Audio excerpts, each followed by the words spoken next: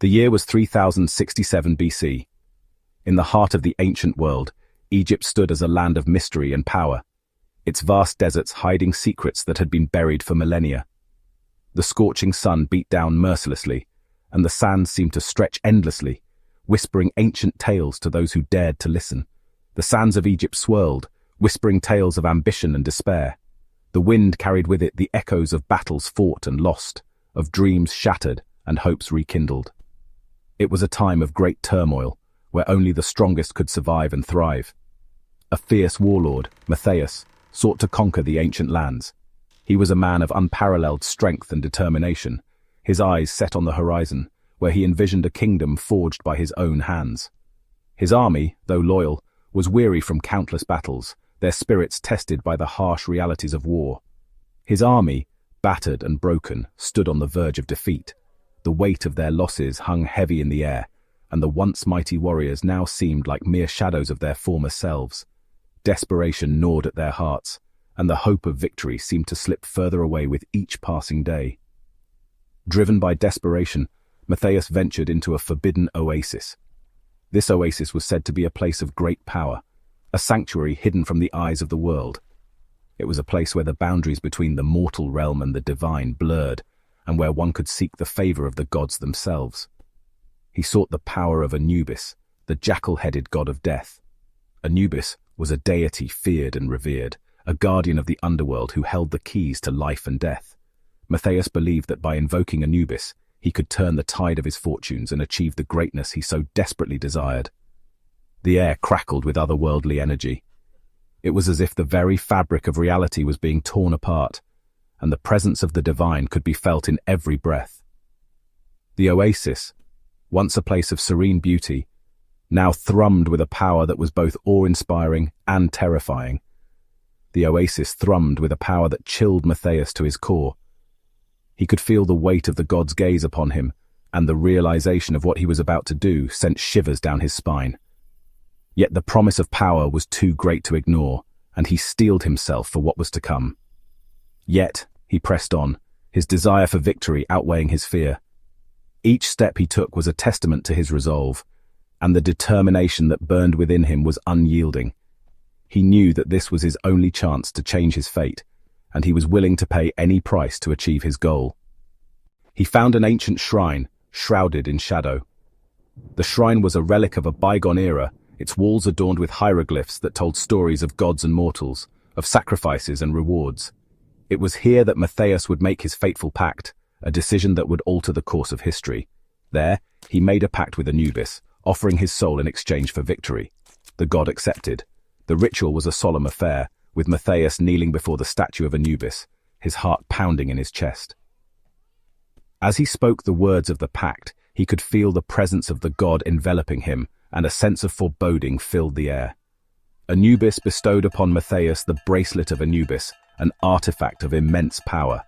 The bracelet glowed with an eerie light, its surface etched with symbols of ancient magic. As Matthias placed it on his wrist, he could feel the power coursing through his veins, transforming him in ways he could never have imagined. It transformed Matthias into the Scorpion King, a monstrous warrior with the strength of 100 men. His body twisted and contorted, taking on the form of a fearsome creature, part man and part scorpion. The transformation was both painful and exhilarating, and Matthias could feel his newfound strength surging within him. With his newfound might, Matthias swept across Egypt. His enemies fell before him like wheat before the scythe, and his army, reinvigorated by their leader's transformation, fought with renewed vigor. The name of the Scorpion King became synonymous with fear and power, and none could stand against him. He crushed his enemies and forged a vast empire. The lands of Egypt, once divided and war-torn, were now united under his rule. Matthias sat upon his throne, a symbol of his hard-won victory, and the empire he had built was a testament to his strength and determination. However, his triumph was short-lived. The weight of his pact with Anubis began to bear down on him, and the realization of the price he had paid for his power gnawed at his soul. The once glorious empire now seemed like a gilded cage, and the shadows of his past loomed ever larger. Anubis claimed his due, dragging Matthias's soul into the underworld. The god of death had not forgotten the pact, and as the final moments of Matthias's reign approached, The ground beneath him seemed to open up, revealing the dark abyss of the underworld. His soul was torn from his body, and the Scorpion King was no more, his legacy a cautionary tale of ambition and the price of power. Millennia passed. The sands of time buried countless secrets beneath the shifting dunes of Egypt. Civilizations rose and fell, leaving behind whispers of their grandeur and mysteries. Among these secrets was a tale of a powerful artifact, one that could change the fate of those who possessed it. The year was 1933. The world was in the throes of change, with new discoveries and adventures waiting at every corner. The allure of the unknown drew many to the ancient lands of Egypt, where the past seemed to beckon with promises of untold treasures. The scorching Egyptian sun beat down on the bustling city of Thebes. The air was thick with the scent of spices and the sounds of merchants haggling in the crowded markets. It was a city alive with history, where every stone had a story to tell. Renowned adventurer Rick O'Connell and his brilliant wife Evelyn were on an expedition. They were not just any explorers. They were driven by a passion for uncovering the past and a thirst for knowledge. Their adventures had taken them to the farthest corners of the earth, but Egypt held a special place in their hearts. They had heard whispers of a legendary artifact, the Bracelet of Anubis. Locals spoke of it in hushed tones, recounting tales of its immense power and the curse that came with it. The bracelet was said to grant its wearer control over the forces of life and death, a gift from the god Anubis himself. They believed it to be hidden in the ruins of an ancient temple. This temple, long forgotten by time, was said to be guarded by spirits and traps designed to protect the sacred artifact. The O'Connells knew the risks, but their curiosity and determination outweighed their fears. Their young son Alex, full of youthful curiosity, explored the crumbling walls. He was a chip off the old block, inheriting his parents' adventurous spirit. Every nook and cranny of the ruins fascinated him, and he often wandered off, lost in his own world of discovery. He stumbled upon a hidden chamber. The entrance was concealed behind a wall of ancient hieroglyphs, almost as if it was waiting for someone to find it. Alex's heart raced with excitement as he pushed the stone door open, revealing a dark, dusty room. There, lying on a dusty pedestal, was a golden bracelet adorned with a menacing scorpion. The bracelet seemed to glow with an otherworldly light, its intricate designs telling a story of power and danger. Alex could hardly believe his eyes. He had found the legendary Bracelet of Anubis. As Alex reached for it, the chamber began to shake. The ground trembled beneath his feet, and the walls seemed to come alive with ancient energy. It was as if the temple itself was warning him of the peril he was about to unleash. Dust rained down from the ceiling as a deep, guttural growl echoed through the ruins. The sound was unlike anything Alex had ever heard, a primal roar that sent chills down his spine. He knew he had to get out, but his feet felt rooted to the spot. The O'Connells, alerted by the tremors, rushed to Alex's aid.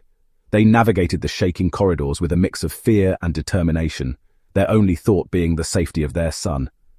The temple seemed to be collapsing around them, but they pressed on. They found him unharmed, but shaken.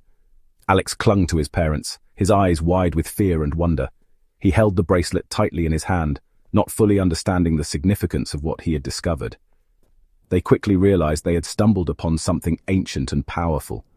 The bracelet was more than just a piece of jewelry. It was a key to unimaginable power. The O'Connells knew they had to be cautious, for the legend spoke of a curse that came with the bracelet's power. They fled the collapsing temple, with the Bracelet of Anubis in hand, unaware of the chaos it would unleash. The ground continued to shake as they made their escape, the ancient structure crumbling behind them. Little did they know, their discovery would set off a chain of events that would change their lives forever. Safely back at their camp, the O'Connells examined the bracelet closely. It hummed with an eerie energy, and its intricate carvings seemed to writhe and shift under their intense gaze. Evelyn, a gifted Egyptologist, recognized the scorpion motif immediately. She knew it was a symbol of the Scorpion King, a figure shrouded in myth and legend. As Evelyn studied the bracelet further, she discovered something incredible. Hidden beneath layers of dust and time were hieroglyphs. These weren't just any markings, they were directions. They pointed towards a lost city, Sheer, said to be the resting place of the Scorpion King. Meanwhile, Alex, drawn to the bracelet's mysterious power, found himself experiencing strange visions. He saw flashes of a forgotten life, a time when he walked the sands of Egypt as a pharaoh's guard. Could these be mere hallucinations, or were they echoes of a forgotten past? Unknown to the O'Connells, their discovery had not gone unnoticed. As they meticulously brushed away the sands of time, revealing relics of a bygone era, they were unaware that their every move was being watched. The desert, with its vast and seemingly empty expanse, held secrets and eyes that observed from the shadows. The O'Connells, driven by their thirst for knowledge and adventure, had stumbled upon something far more dangerous than they could have ever imagined. A shadowy cult, led by the enigmatic Baltus Hafez, sought to resurrect the Scorpion King. This cult, shrouded in mystery and bound by ancient rituals, had long awaited the moment when the stars would align, and their dark prophecy could be fulfilled. Hafez, with his piercing gaze and commanding presence, was a figure both feared and revered by his followers. His ambition knew no bounds, and he was willing to go to any lengths to achieve his goals. Hafez, a charismatic but ruthless man, believed that by unleashing the Scorpion King, he could reshape the world in his image. He envisioned a world where he held ultimate power, a world where the ancient gods would bow to his will. His followers, drawn to his vision and mesmerized by his words, were ready to sacrifice everything for the cause. They believed that Hafez was the chosen one, destined to bring about a new era of darkness and domination. Hafez had resurrected Imhotep, the high priest from the reign of the Scorpion King. Imhotep, a figure of legend and terror, had once wielded immense power and commanded the forces of the underworld. His resurrection was a feat that required forbidden knowledge and dark magic, rituals that had been lost to time. But Hafez, with his relentless pursuit of power, had uncovered these secrets and brought Imhotep back from the abyss. Imhotep, driven by his own lust for power, agreed to help Hafez in exchange for the chance to reunite with his beloved Ankh-Su-Namun. Their pact was one forged in darkness, a union of two formidable forces with a common goal. Imhotep, with his vast knowledge of the ancient world and his mastery of dark arts, was a valuable ally. Together they plotted to unleash the Scorpion King and seize control of his legendary army. They believed that the Bracelet of Anubis was the key to controlling the Scorpion King's power. This ancient artifact, imbued with mystical energies, was said to hold the power to command the Scorpion King and his legions. The cult, with their extensive knowledge of ancient lore, had tracked down the bracelet and now sought to unlock its secrets. They believed that with the bracelet in their possession, they could bend the Scorpion King to their will and achieve their ultimate goal. The cult descended upon the O'Connells' camp, their eyes burning with fanaticism. A fierce struggle ensued. The O'Connells, caught off guard by the sudden attack, fought valiantly to defend themselves. The desert night was filled with the sounds of clashing weapons and shouts of defiance. The cultists, driven by their unwavering belief in Hafez's vision, were relentless in their assault. The O'Connells, though outnumbered, used their resourcefulness and courage to hold their ground. Alex, separated from his parents in the chaos, was captured by the cult. The young boy, with his keen intellect and adventurous spirit, had always been a source of pride for his parents. But now, he found himself in the clutches of the cult, his fate uncertain. The cultists, recognizing the significance of the boy, believed that he held the key to their success. Alex, though frightened, remained determined to find a way to escape and reunite with his family. They believed that his connection to the bracelet and his visions of the past held the key to unlocking Ahamshir. Alex, with his unique ability to see glimpses of the past, was seen as a valuable asset by the cult.